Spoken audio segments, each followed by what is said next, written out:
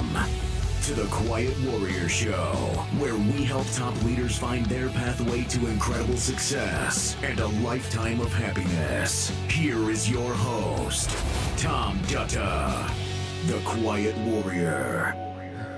All right, everybody, welcome to the Quiet Warrior Show. It's Tom Dutta like butter. Hey, I'm coming at you live from Vancouver, British Columbia, and my guest is in the green room. I've got a few things to say to you as we start here. So he's just relaxing, waiting. We're a few minutes late starting. That's on me. And I was just going to have some fun and say, I was reading this amazing book that I got from him. And, well, I got carried away. But we're all about mystery today, and we're keeping you in suspense here.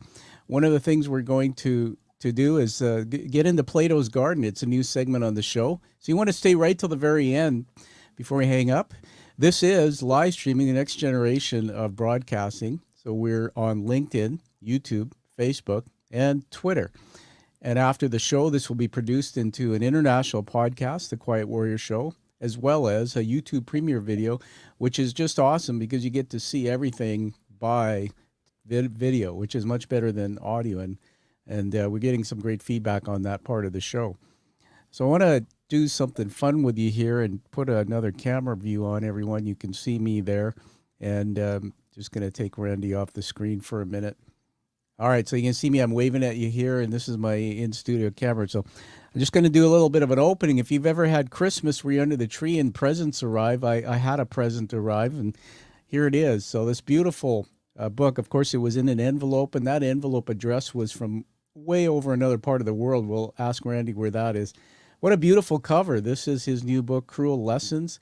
I really like how at the bottom his name is prominent. You've got a great testimonial. For those who are authors or maybe not authors, one thing a cover should do is be striking enough where you're curious and you go like that. Then you read the back and, we're going to hear about what the book's about. I like one of the things Randy did for me. Some authors, they'll mark up the book and write, "Hey, how you doing? Thanks for reading my book." He gave me a nice little insert. So there's this little paper that came, and he wrote me a personal note. I think that's great because authors build relationships with their readers. That's really what we do. I can frame it. I can keep it in the book. It's pretty awesome. Can use it as a coffee coaster. Maybe not. And other things he sent me. This is a beautiful bookmark. Take a look at that. Scarlet at Crystal River. This is his book 3 of the Haunted Shores Mysteries. And then on the back, he's got some people saying, hey, this is a pretty cool book. So the package is great. I'm really excited to get that. Let me tell you a little bit about Randy. I've read from his bio here. He built a successful educational career. He was a teacher and then became a superintendent. Let me just remove this off the screen there. A teacher becoming a superintendent by placing children's needs first, in spite of struggles with politics, bureaucracy, even being fired, leading to a national award, Teacher Leader of the Year. I'm excited to learn about that story.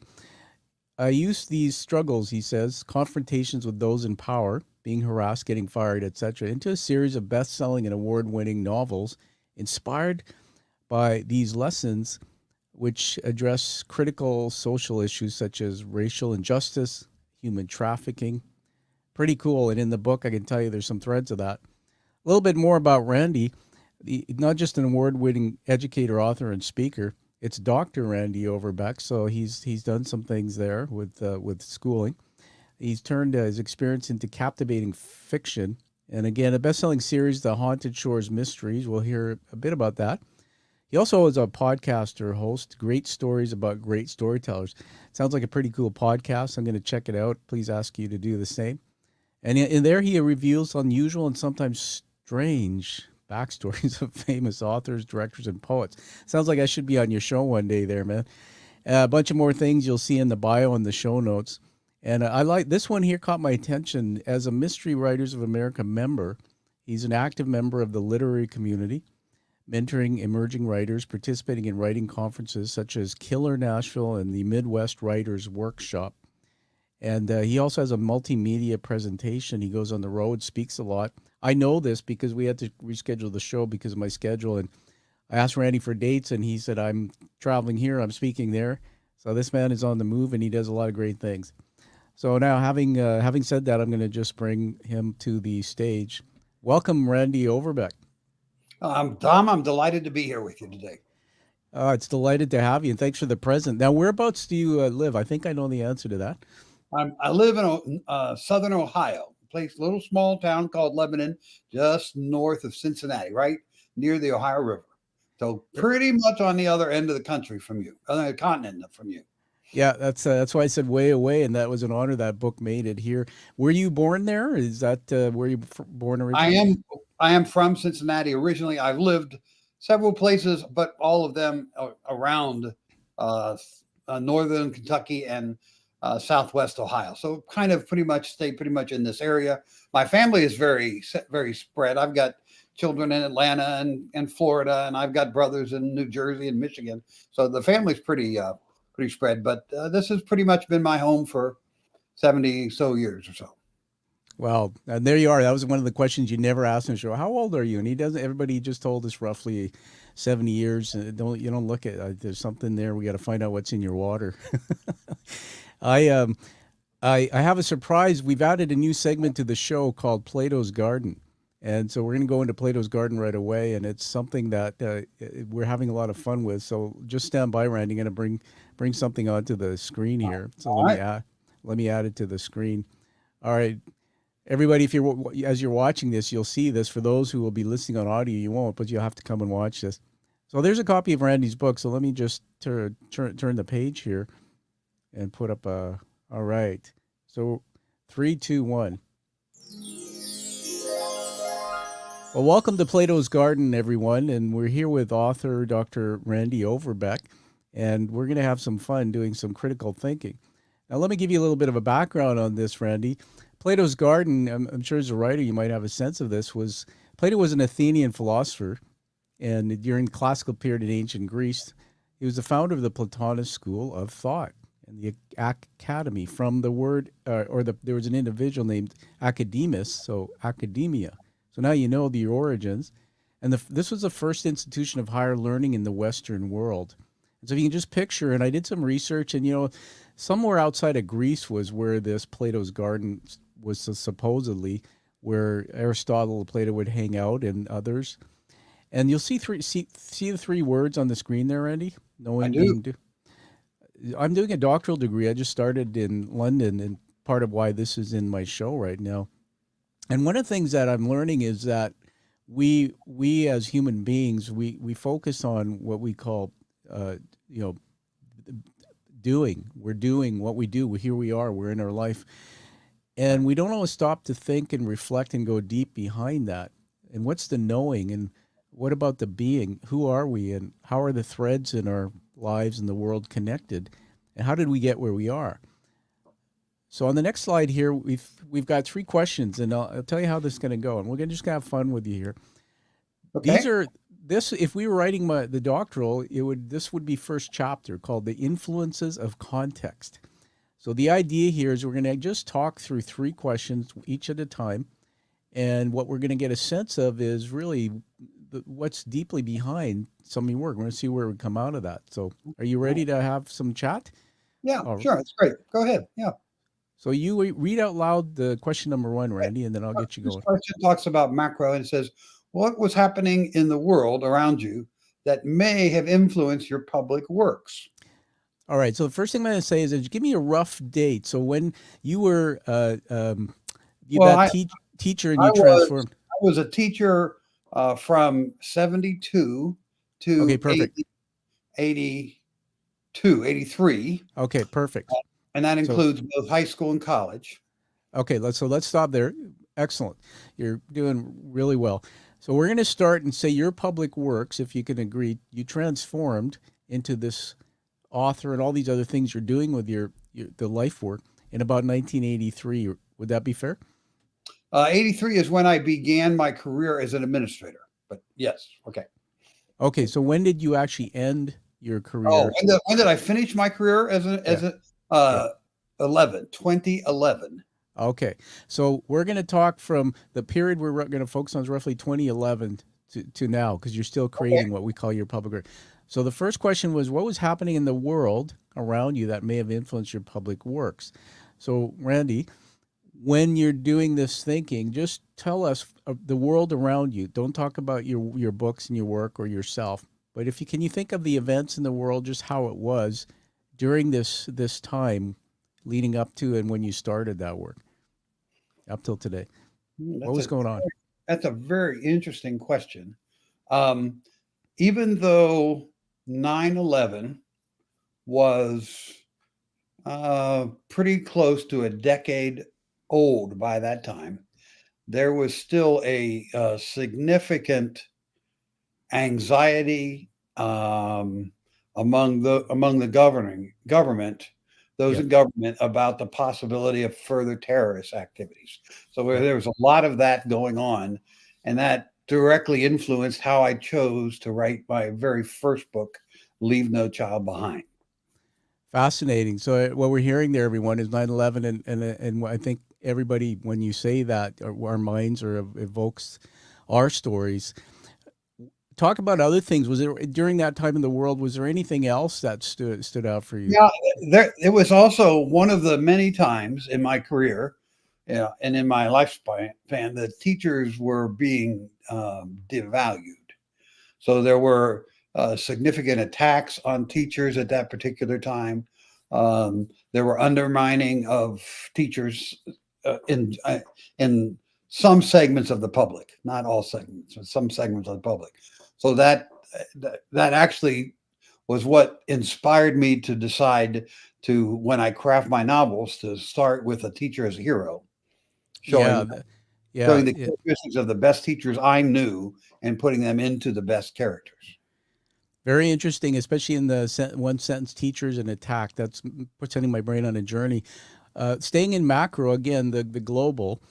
Do you remember back then? We know we look today. Obviously, we're still in this period where you're creating your work. So there's wars that have broken out. It's unprecedented. Can you just think back again to the latter part of your teaching career through till now when you transformed? What was the world like? Because that's a long period of time globally. You can talk about economics. You can talk about leadership. Talk about global. Well, I mean, the sad fact is that we have not had a period of peace during that time at all.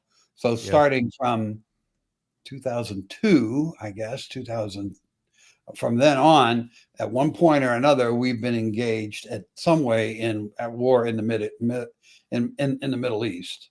So that's been kind of an overshadowing thing. And then if you move past that, and you're talking about something that's 12, 15, 16, then you start talking about the the in our country, not in Canada, but in Yeah. our country, this horrendous um, partisan divide started getting wider and wider. And it's always been there, but it's gotten much worse, much more vituperative, much more angry. Those Yeah. kinds of. That's very much a part of our world in the U.S. Still is worse Yeah. now.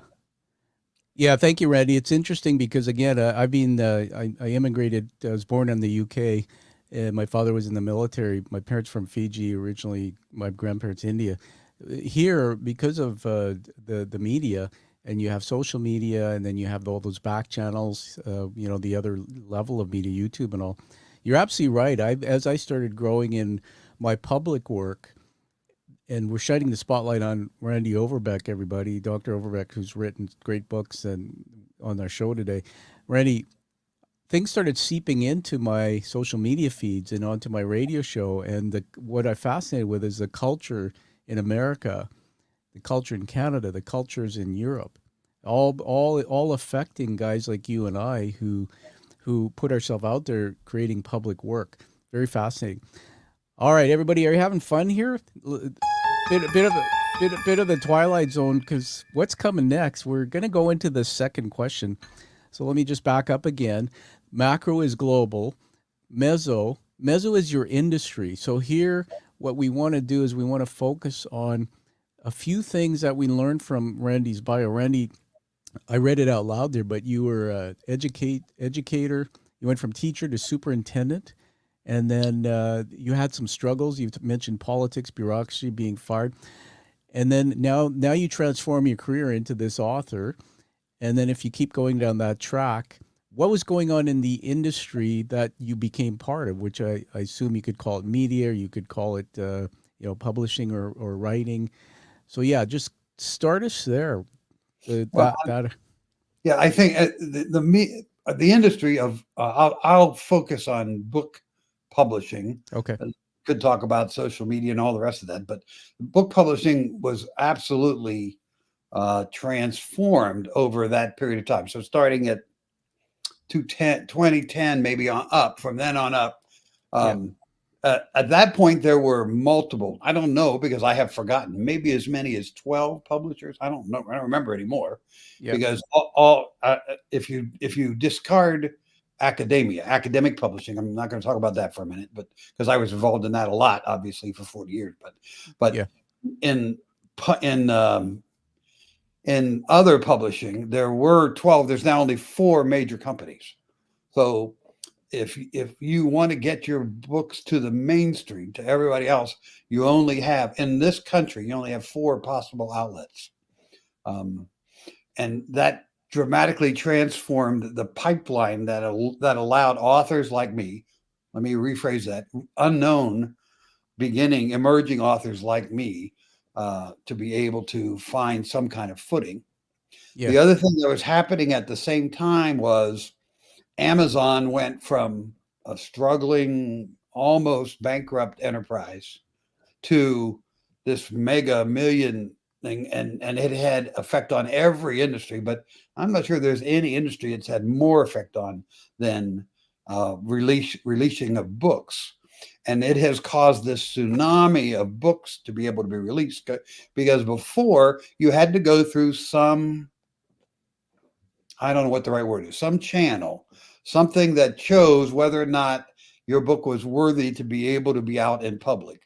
All of those guardrails were taken down, and literally the floodgates were open. And we went from a couple 100,000 books a year to being released to last year, 4 million new titles were released. Wow. The vast majority of those titles are what's called indie published. Yeah. And I have many indie published friends who are very good and very conscientious writers.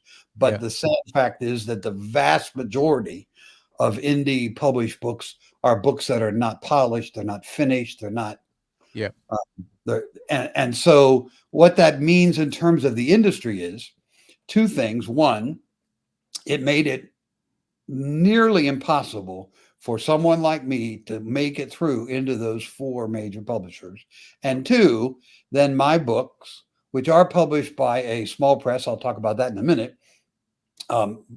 My books have now to compete with, let's just take mystery, with a million other mystery titles that are being thrown out and somebody's got to somehow wade through all of those to try to find mine. So it dramatically changed the landscape that you had to navigate in order to get your book out to readers. Well, it's fascinating. We're starting to hear your depth of knowledge, and that's one of the things that I picked up in your bio about the work you're doing. You're mentoring other writers, but man, we could be here for a couple of days talking about the industry. When you're speaking, and my show is based on Hero's Journey narrative, as you know, Joe Campbell's work. In my mind, when you say something, it goes on a journey. So I just wanted to say something to you. So what we're hearing here is we're talked about the industry of publishing, and one of the words that came to mind was consolidation. And it's interesting, back in my early career, before I became a CEO at age 31, and I really transformed into writing books and teaching education only 10 years ago. But in my early career, I would start off in the banking sector, credit unions, bankings in Canada. And in the credit union sector, there was 1,600 credit unions alone in British Columbia. Now, you're in Ohio. British Columbia is one province, the westernmost in Canada. You've been here. Have you been to BC yet?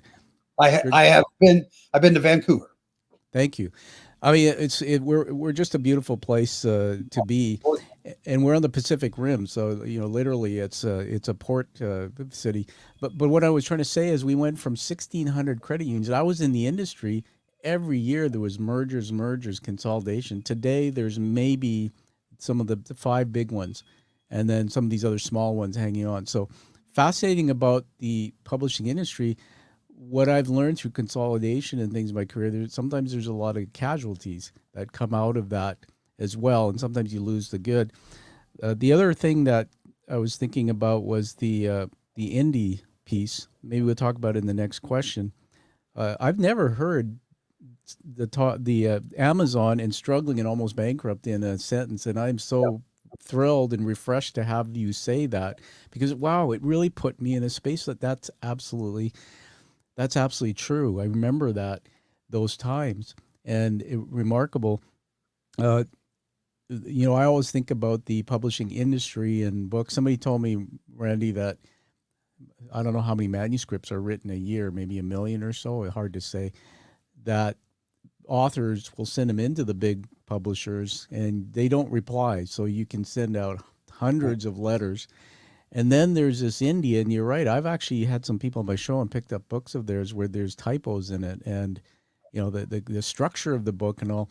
My experience with my own book, I had to submit it through a publishing board at my publisher. So I mean, it was held to high scrutiny, and my publisher said to me that they take 1% of the manuscripts. So this is something I struggle with, and you can talk more to us, is that we don't want to devalue indie publishing or some of the brilliant authors' works. So you can touch on that more as we go forward.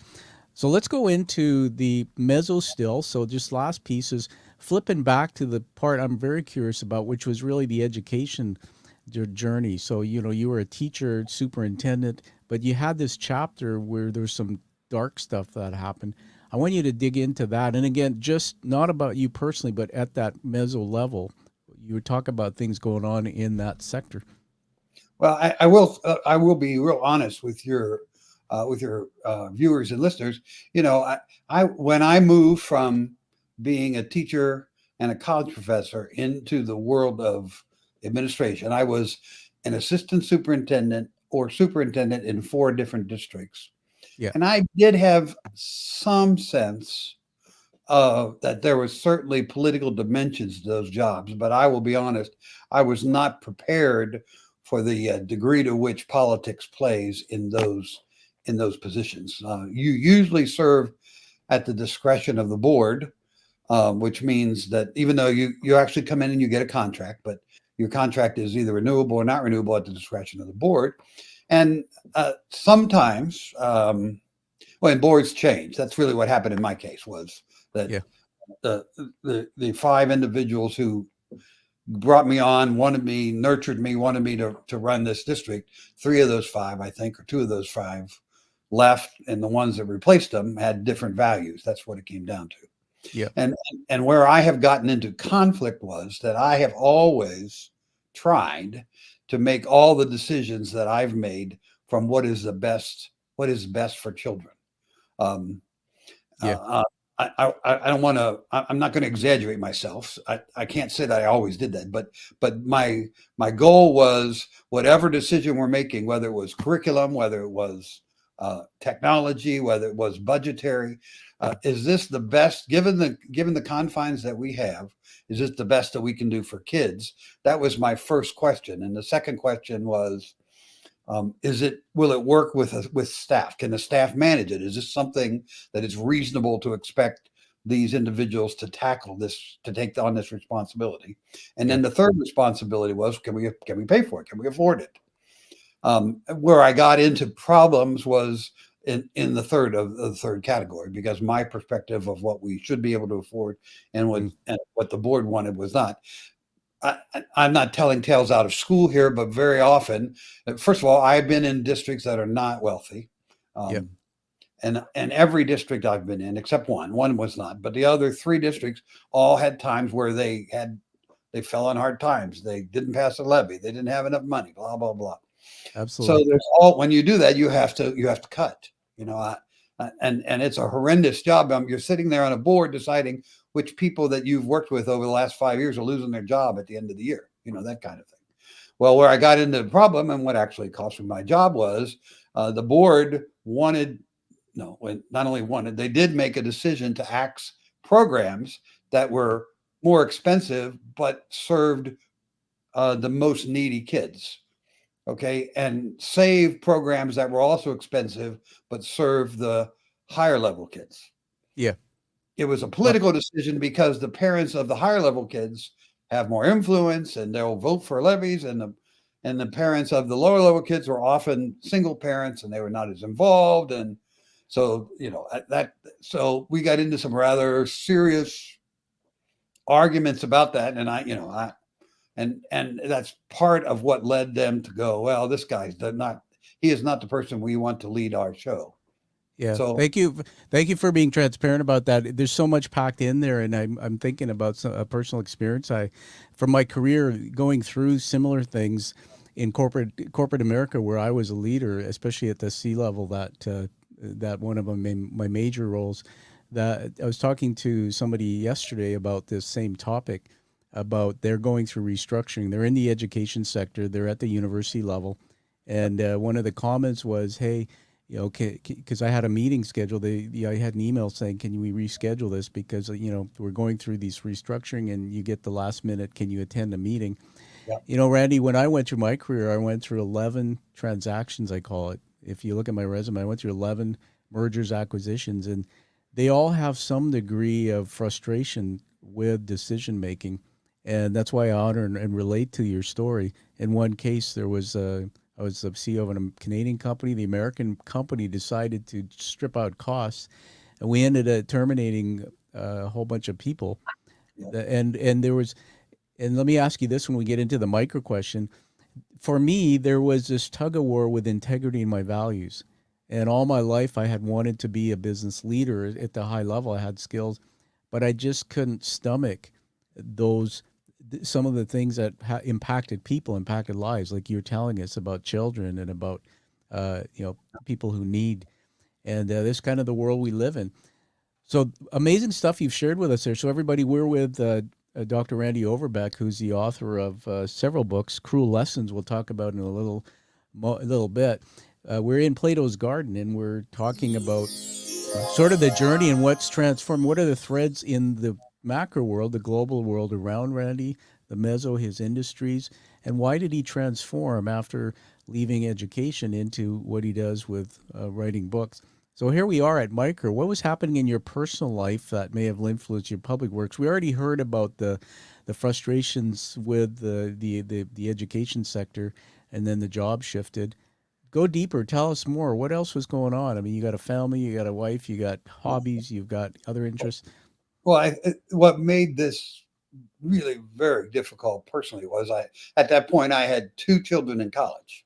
We were paying college, and I was in the middle of my doctoral program at the same time. So Oh boy, all of these balls that I was juggling, and yep. and it was, and I don't want to make light of this. The reality is that the way we're structured in education, I'm sure it's everywhere. I just don't know other industries. Yep.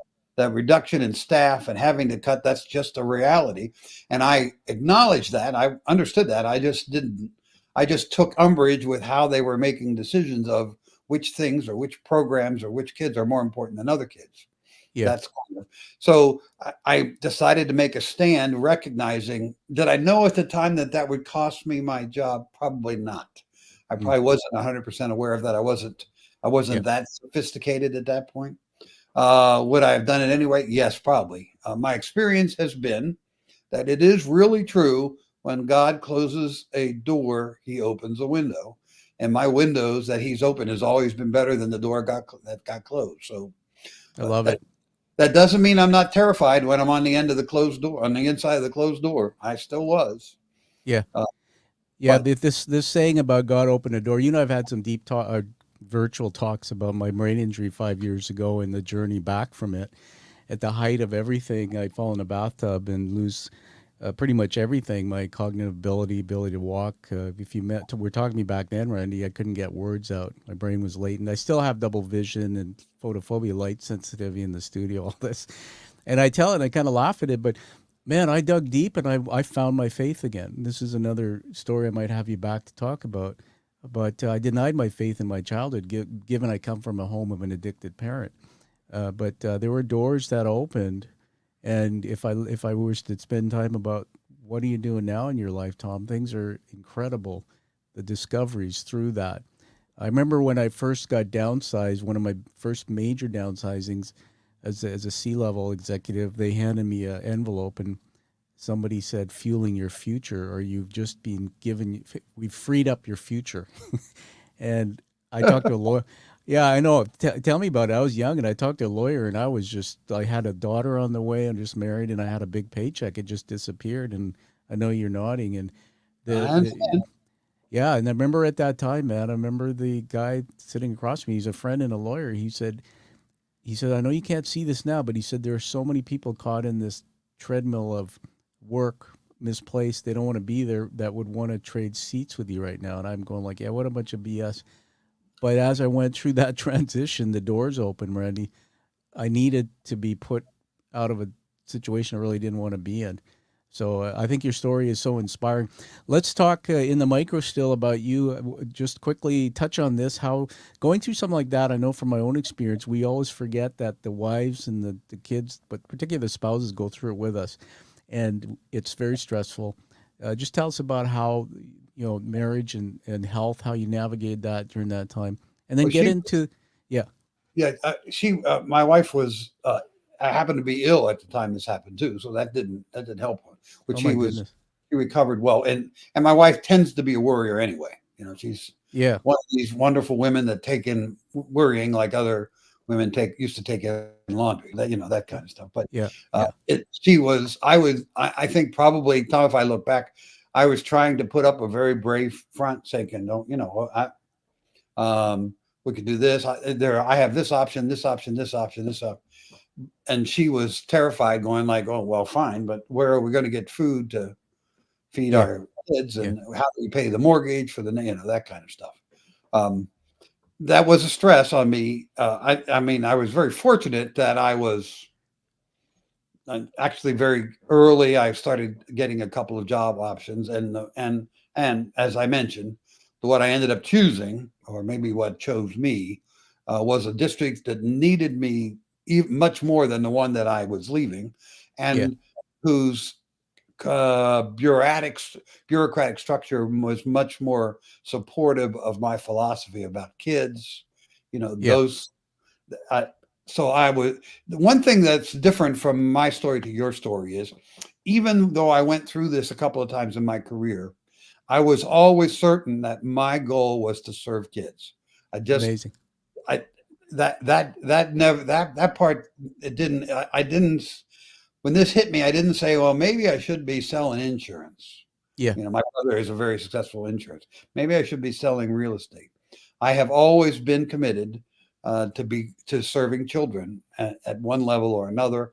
I believe that's the highest calling that you can have, and I thought that's what God put me on this earth to do. So, in my case, when that door was closing with a bang, I was actively looking for, okay, what am I going to do? The anxiety that you're talking about for the family was, my wife was going, "Oh, gee, now we got to move again. We got to sell the house." So Yeah, all of it's those real. started entering into it. Yeah, Uh, absolutely. Yeah, it's real, and that's the power of storytelling. And we'll get into your books now. The power of storytelling. I'm listening to you, and I'm in your story. And I'm certified in what we call neuroplasticity because I learned about the power of neuroplasticity in the brain through my own therapy of my injury. But it was two. Dr. Paul Zak is somebody I've studied, and he really is a neuroscientist who focuses on what's called persuasion and storytelling. He did a lot of work in his lab on this, but I want to share this with you.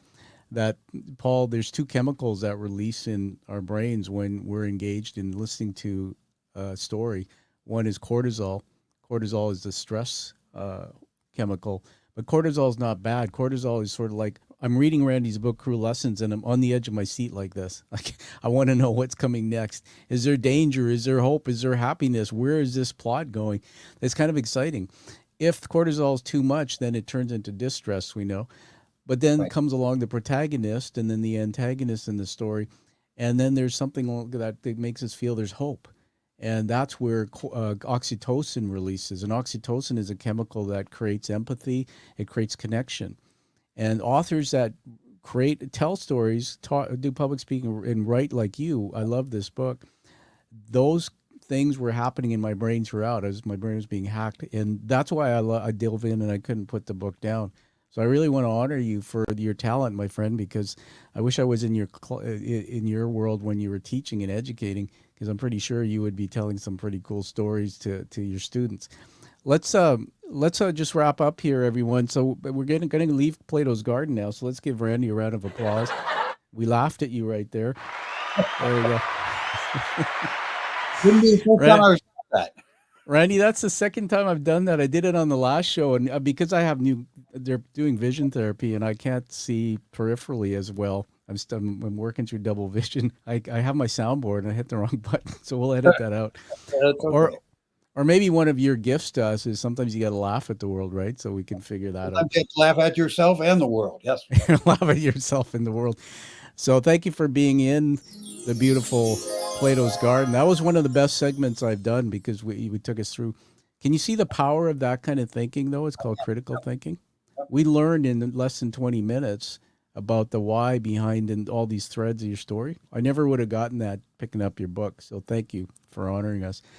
So Randy, why don't you hold up your book there? Let's put it on the screen. Let's read out the cover to us again. What's the title? It's called Cruel Lessons. It's the first book in a new series called Lessons in Peril. Lessons in Peril. So I'm going to put myself back on the screen here. I've got the book in my studio here, Randy. And, one of the things that we love is when authors, or if you've ever been a book signing and authors read, it's a pretty amazing. Randy, I'm putting you on the spot, but just read a couple pages out of there, anything you want that would give us a sense of your voice and also the...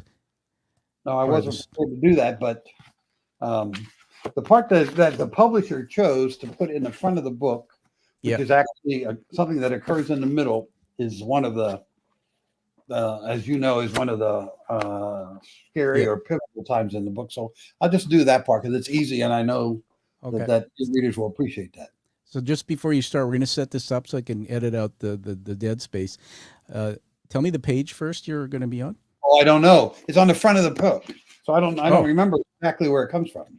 Oh, it's on the front. Okay, yeah. I got you. So when you say, okay, I got you. All right, so when I say 3, 2, 1, I'm going to set it up, and then I'll turn it to you. So stand by. 3, 2, 1. We're here with Dr. Randy Overbeck on the Quiet Warrior Show live.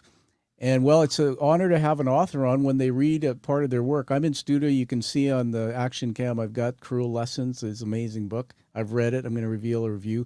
Hey, Randy, read us something out of the book. Let's get some excitement. Okay. I'm going to read. I did find it. I'm going to read it from page 380. Okay. 380. We're in the POV of Amanda, who is the wife of our protagonist, Ken. She needed to get out of here and back to the office. She might need an alibi. She pondered a bit and decided she could say she'd agreed to meet an out-of-town client on the top of Spencer Mountain. He said he was interested in developing the area. She waited a while up here, but he never showed. She nodded and smiled to herself. That would work. Yeah, that would work. The expensive tires grabbed and the Regal barreled off the hill onto the twisting road. Amanda was glad she talked Ken into paying for better tires. She might need them to navigate her way down the road. The seatbelt signal dinged at her, and she shot a glance at the panel. She'd take care of that before she got into traffic. In a hurry, she pushed it, hitting the first curve fast, forcing her to take a sharp turn to set the car down the next straight stretch. From that bend, the road descended quickly, and she felt the car picking up speed as gravity and its powerful engine propelled it downhill. As she approached the next turn, Amanda realized she was coming in a little fast. She slid her foot to the brake. Her concentration on steering the twisting road ahead, at first it didn't register. She dared to take her gaze off the road and look down at her feet before she understood. When her right foot depressed the brake, the pedal glided all the way to the floor. No friction. She pulled her foot back and slammed on the brake again. The pedal slid all the way down. Unbelieving, she pumped it again and again. There was nothing there. She jerked her eyes back. The hairpin turn hurtled at her. On instinct, she kept jamming on the pedal. It was supposed to work. She turned the wheel wildly. The big car shuddered as it tried to negotiate the turn. The two rear wheels slipped off the pavement, spinning in space. With the front wheel drive, the front two wheels managed enough traction to catch. The car veered around the curve and headed down the next straight incline. The heavy vehicle rolled faster as gravity pulled it down the hill. Amanda's mind reeled. What was she supposed to do? White knuckles gripped the steering wheel. Struggling desperately to force her mind to think, she tried to consider her options. It was all happening too quickly. The next treacherous turn came at her fast. She had no way to slow down. Her hand gripped the steering wheel even tighter. All right, we got to hit the right button this time. Awesome. Not only are you a talented writer, my friend, but you are a great orator. I love it. Now, let me ask you some questions. Let's just get into this. First of all, when you writing, tell me if I'm using the wrong jargon, the fiction or whatever this genre is. It's not it's amateur nonfiction. Mystery. Okay. And on the front, I'll just mention what Randy just said. There's a quote a testimonial on the front, or a book's blurb: mastery written, a gripping crime thriller, an amateur sleuth mystery, literary titan. Pretty amazing. How do you go from a thought in your head into putting words down on paper? Do you have a system or process you've learned that works for Randy? Well, the process that I use is kind of halfway. If you've had other authors here, they've probably talked about being a plotter or a pantser. Are you familiar with those terms? No. A plotter means somebody who sits down and basically outlines the entire story from beginning to end. And a pantser is somebody who literally kind of has an idea, sits down at the keyboard and just starts typing. Very cool. How do you spell that second? Yeah, it's kind of weird. P-A-N-T and then an S on the end of it. S-E-R. P-A-N-T-S-E-R. Pantser. Interesting. It's a colloquialism, I guess you would say. So yeah. Called plotter or pantser. I'm kind of in the middle of those two. Yeah. There are segments of the book that were pantsed. I just literally had an inspiration, sat down, and started writing it. Yeah. Other parts of the book took a lot of organization to be able to make it work. I mean, this is the most complicated novel that I've written of the 5. This has 7 different POVs. We see the story from the position of 7 different POVs. 2 of them students and 4 of them 5 of them adults. Yeah. And POV is point of view, right? Point of view. I'm sorry. Yes, point of view. That's all right. So from their perspective, so you're seeing the story happen from their perspective, just like in this case, we're seeing the story from the perspective of Ken's wife, Amanda. So to do that and to balance that and to make sure the chapters lined up together, that takes a great deal of organization. You couldn't just pants that out. It would have to come up. But so I fall somewhere in the middle of that. Many of these things came up as just an inspiration. It's amazing that I've taken the pieces of my life that have happened. None of these things have happened in my life. Okay. And I'm not Ken, but some of my characteristics are onto the main characters. Sure. But it didn't, I found amazing that I could take actual real people that I know, twist and change them some and make them either really good people or in some cases really bad villains. So yeah, it worked very well for me. That's very cool. I was, my brain went to comedy, and I was just, not that your work's comedy, but I was watching a comedian that's really on the rise, or probably one of the best. I won't mention the name for the sake of focus on the show, but they do that. They bring in people they knew and people they knew in life, and they create characters around it. And when they tell the story, it's almost like they're emotionally connected into it because they know they know that person or that story. I just want to honor Randy here for a minute. Randy, we're talking about Cruel Lessons. I'll be revealing very shortly international book review for you. Everybody, what happens is you pick up a book like this, you turn the cover over, and you read the back. So I'm just going to read it. There's no spoiler here. On a school camping trip, 5th graders experiment with a dangerous new hallucinogen and die in a horrific accident. And by the way, I remember reading the book, and that was the first part of it. And oh my goodness, their death shattering the quiet town. Assistant Superintendent Ken Parks, hoping to redeem a fatal mistake from his past, he grasps the opportunity to conduct a district investigation of how students are getting the drugs. Almost before he begins, the cops make a stunning arrest, but Parks battles on, convinced the real pusher is still out there, poisoning more kids until he receives an anonymous threat. If he continues, those close to him will pay. Is Parks willing to risk those he loves for a chance at redemption? Everybody, I recommend you pick up this book, you get it, but don't just get it. Do a review, post it on Amazon and on Goodreads.com, wherever Randy wants you to. It's a treasure. My next thought about this is coming from somebody who's written a nonfiction myself. It's 458 pages. Like, man, did you ever hit writer's block? And generally, nonfictions are longer. Is there a reason for that? I don't. My primarily responsibility is fiction. I wrote a lot of nonfiction in my career as part of my job, but I see. In my new career, everything has been fiction, and this is a little on the longer side. So the first couple of books were 325, 350, 400, something like this. This one is longer. In fact, there was a debate in the publisher between editor and a vice president, all of whom I know, really good people. Yeah. Do we need to take part of this out? This is longer than what we normally publish, that kind of stuff. And I will give kudos to my editor. My editor read the whole thing and said, "Oh no, every chapter needs to be in here. This is exactly what we need to have." So, it is. I'm hoping that it keeps everybody engaged enough that they don't even pay attention to what page they're on. Oh, we're here already. Okay. Yeah, that's Randy, I'm gonna bring you into my real world reading it. So I totally give him a thumbs up to your publisher, your editor, for making that decision with you. And I like when the publishing company and the editor puts you in the driver's seat as the author. You control it. I've heard horror stories from some of the big publishers. There was one fellow I know, he sent his manuscript and came back with 40,000 requests for change, and by the time the book was done, it wasn't even what he intended. And unfortunately, this is part of one of the warts of the industry. But I because I'm working on my vestibular, my balance from my injury, I go down to a treadmill and I get on that.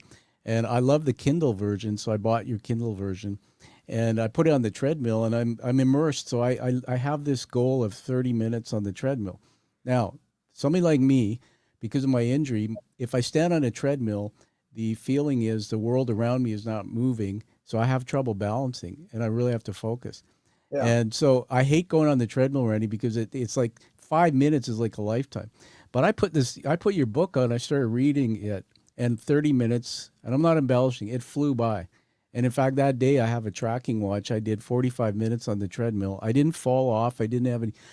I was so immersed in the book. It is truly a wonderful story. And there's so many twists and turns and characters.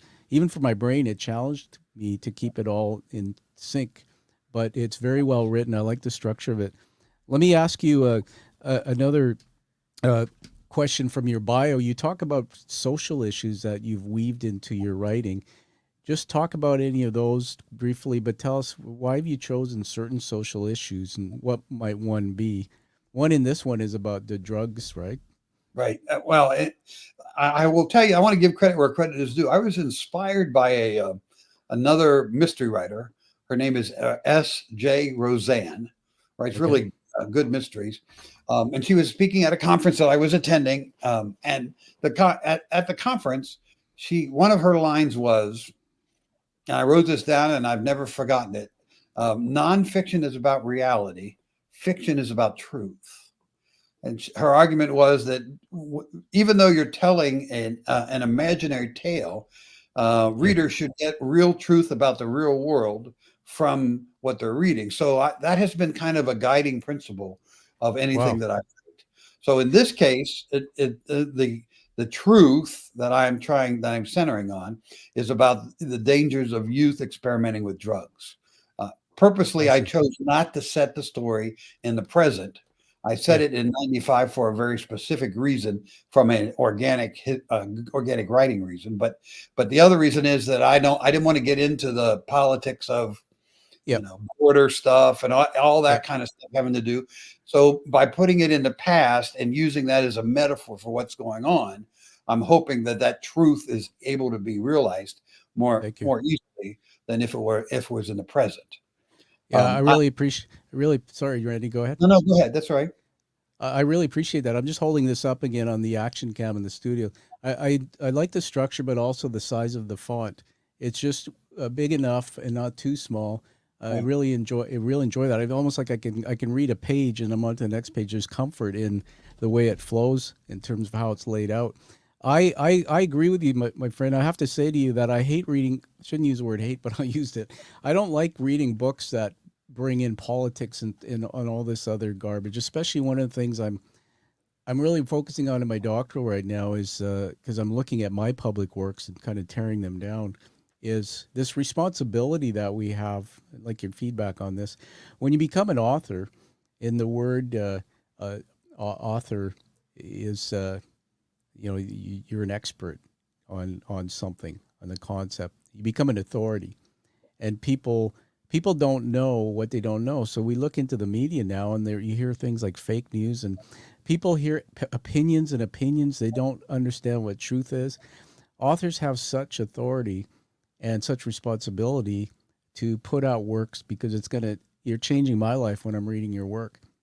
So talk about that when you're writing. How do you look at integrity and that responsibility? How do you see that in your works?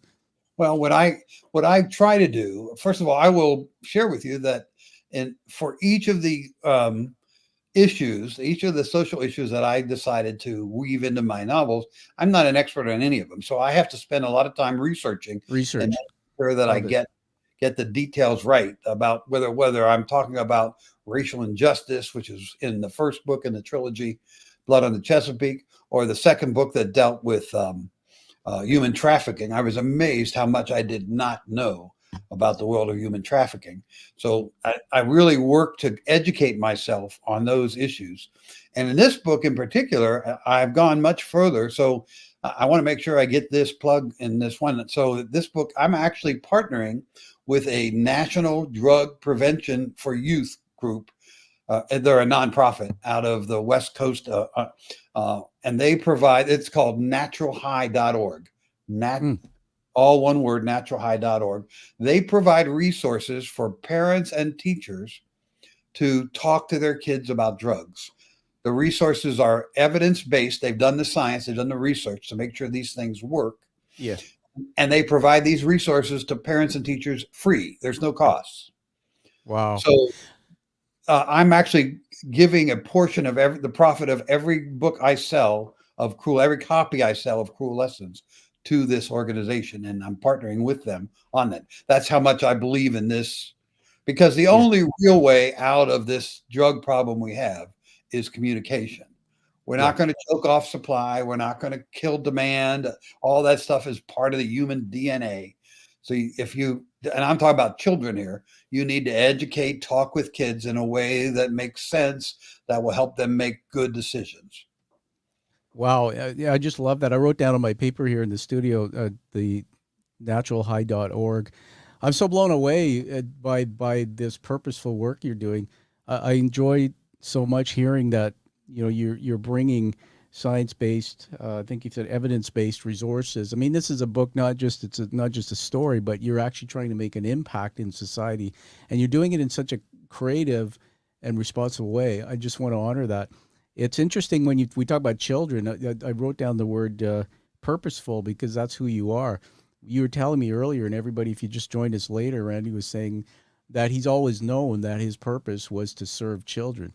I think that's fabulous, and I I think about from my experience as a child, going into my youth and then my adulthood, and all of the people I've met in the world. I've met many people, especially through my career and my new work and what I'm doing with education publishing. That behind everybody is a story. Behind everyone, there is something that relates back to the early development years of the brain, the first 25 years. Usually it does relate to the nurturing of from parents or from those in the home. And everything starts when when I heard you say, educating and talking to children. I'm so taken by that. That's such truth. And I add on to that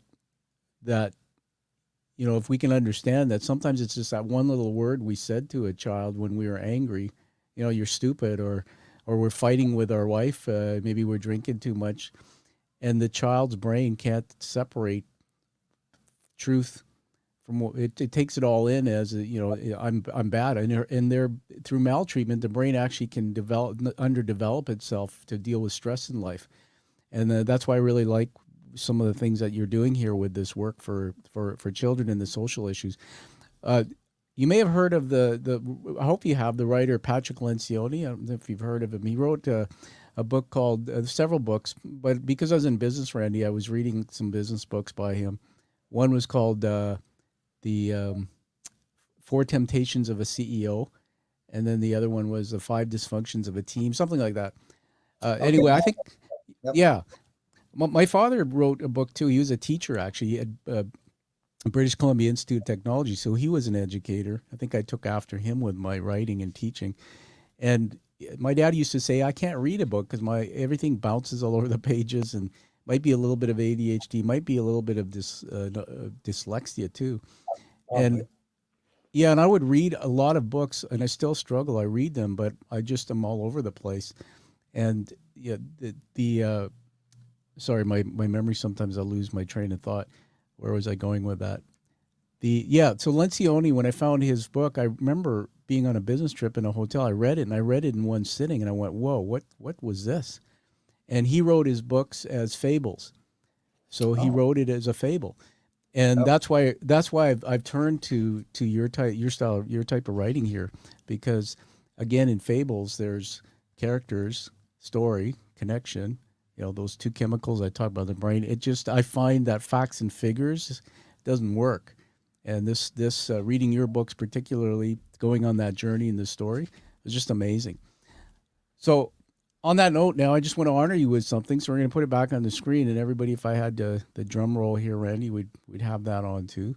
So I'm just going to put something on the screen. Hold standby. Okay.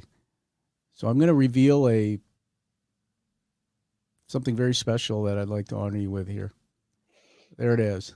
Look at that handsome guy. Boy, I'll tell you, there's deep thought going on there. So what you're seeing here on the screen is the 5-star international book review. International because it's in Canada.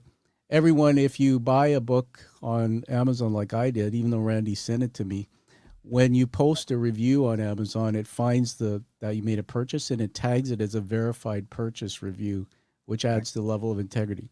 So this one's verified, and I just realized that there's something that's covering up the corner there, but I'm going to try and read it. Randy Overbeck's Cruel Lessons delivers something narrative from the opening pages. The tragic story unfolds, sets the stage for an intense, suspenseful journey through a quiet town shattered by a horrific tragedy. Assistant Superintendent Parks leads a gripping investigation haunted by his past and determined to prevent further tragedy. The narrative twists and turns, immersing readers in a maze of suspense, intricate characters, and a vividly depicted era. Here's the key part. What I loved about the book was its ability to transport me into the story. The suspense was palpable. I was deeply engaged, constantly on the edge of my imagination. And the book's cover, I think it's brilliant. It's crimson, it's bold, against a backdrop of this school. I think it encapsulated the gripping nature of the story within. And as someone who, as I was mentioning to you, Randy, is someone who typically gravitates towards nonfiction, this book, Cruel Lessons, was a compelling departure for me. And it left me eagerly anticipating my next Overbeck novel. And I'm going to go and find your other ones. So I say at the end here, I won't spoil it, the plot, but I urge readers to dive into it. Captivating, it's a tale and experience, a thrill, firsthand, riveting, must-read narrative that I wholeheartedly recommend to anyone seeking an enthralling mystery. My wife says I'm verbose and I can't shut up. Well, hey, I hope that honors you because people will see it. You're welcome. So let's remove that off this. I really appreciate it. You're welcome. And that's one thing, Randy, I noticed you do well. I got an auto email from you, and you're going and asking your readers to give you reviews. And this is something that I will put a critique out there amongst the hundreds of authors I've met. Many authors don't have reviews on their books posted. And because being an author is a job, it's hard work. We have to educate, inspire. Yeah, and you're nodding. And so I honor you because you're working hard, man, to ask for those reviews. And so everybody, grab the book, read it, post a review. Now we're going to honor Randy with an award. So you probably knew about this, Randy. Hopefully, I'm not sure if you did, But let's go into kind of like Plato's Garden now again. And if you see on the action cam here, I'm opening up something. So, Randy, you're being inducted into the Quiet Warrior community today with this award. And I just want to tell you a little bit about it. So you can see I'm putting it up to the camera. Have you heard of challenge coins? I can't say that I have. Okay, so let me. It comes in a little sleeve with a insert. I'm going to just tell you, challenge coins, they surfaced during World War I. The practice of carrying a coin designed specifically for a unit was popular with the Army Special Forces, carrying them at all times, presenting it when challenged to prove affiliation with that unit, resulting in a number of consequences for those who could not produce the coin. The most popular required a coinless soldier to buy a round of drinks. That practice continues to be popular today. I know you're smiling. My dad was in AA before he passed in 2018 for 20-something years, and they had their own version of coins. First responders, I know educators, teachers. So what I wanted was to create an award that special people that come on the show have turned their life, and very few do it, into some purpose to go out and change the world.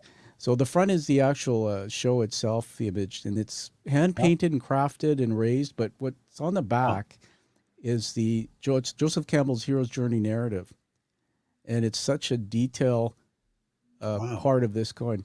It's the actual narrative, and you know very well the storytelling narrative.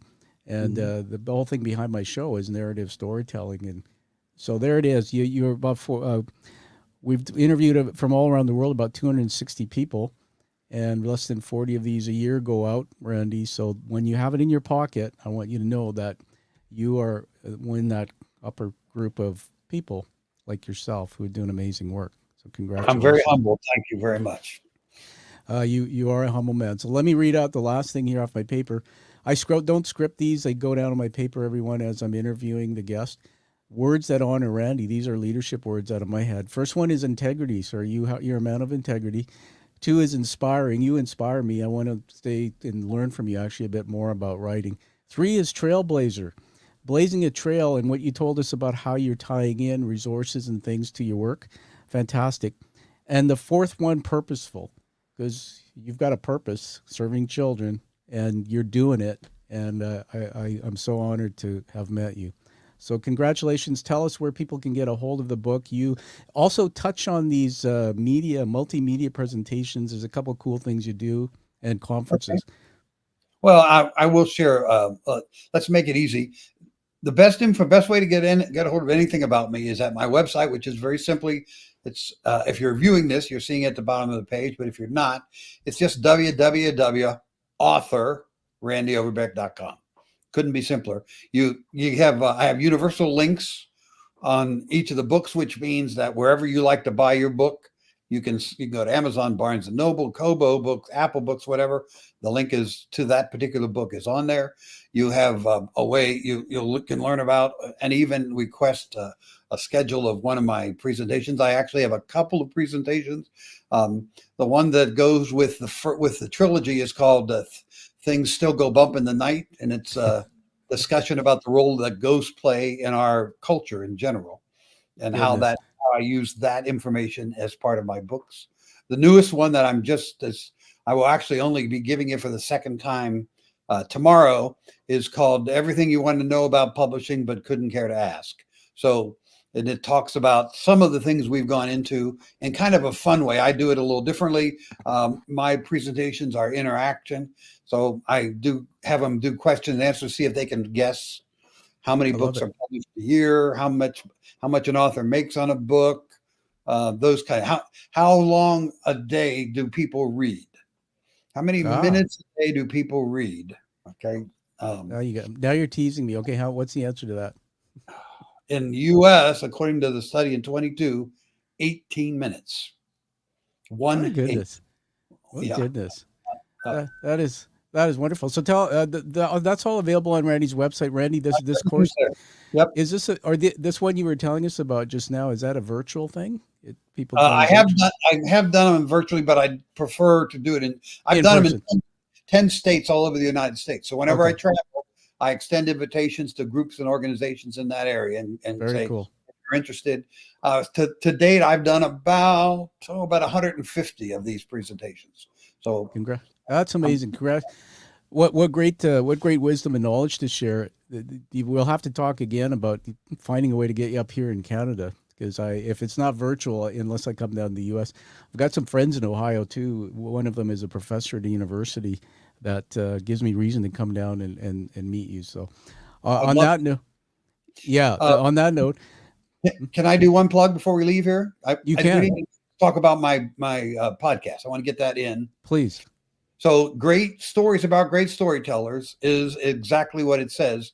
It is the backstory of famous authors, directors, and poets who have given us great stories, but we don't often know what really is behind the story. So I tell like stories that they don't know about authors that they're familiar. John Grisham, Edgar Allan Poe, Anne Perry. We just did O. Henry, which people might not recognize the name, but O. Henry is the gentleman who gave us the story, The Gift of the Magi. So there are things, Charles Dickens is on there. So I tell the stories that people don't know about the authors that they are already familiar with. Wow, that's very cool. So I wrote that down. We'll put it in the show notes. So great, everybody, Randy's podcast, Great Stories About Great Storytellers. I'm going to go bookmark that on Spotify where I listen. And you've got me now, and I'll give a rating to it. Make a recommendation to me, Randy, personally. Which of your books should I pick up next? Because I got to get one. I got some time off. I would suggest you go get Blood on the Chesapeake, which is the first of the trilogy. They can be read in any order, but if you're starting, you might as well start with Blood. When did you write that one? The Blood on the Chesapeake was released in 2019. The Crimson and Cape May was in 20, and the third one, Scarlet, was in 21, and then this new one is 23. Fantastic. I have another one that's out that's in the process. Well, I sent it to agents last week, as a matter of fact. So very cool. Well, listen, as somebody's got a broad network and somebody gets listened to, I hope. If you ever want me to read anything and do a review or even read a manuscript, give you some plug on it, feel free to use me in any way you can for the rest of your life. And maybe I'll twist your arm to sign me that book and send it to me. I'll be glad to do that. Sure. Yeah. I'll be happy. We'll exchange that after the show.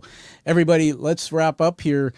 Find that true purpose and passion like you saw Quiet Warrior Randy Overbeck do today, and live the life that you deserve and desire. We'll see you all back again on the Quiet Warrior Show. And Randy, thank you so much for honoring us today. It was a real treat. Thanks for having me. I was glad to be here. You're welcome. Thank you for listening to The Quiet Warrior Show. Create is a motive-based leadership development firm. www.kreat.ca.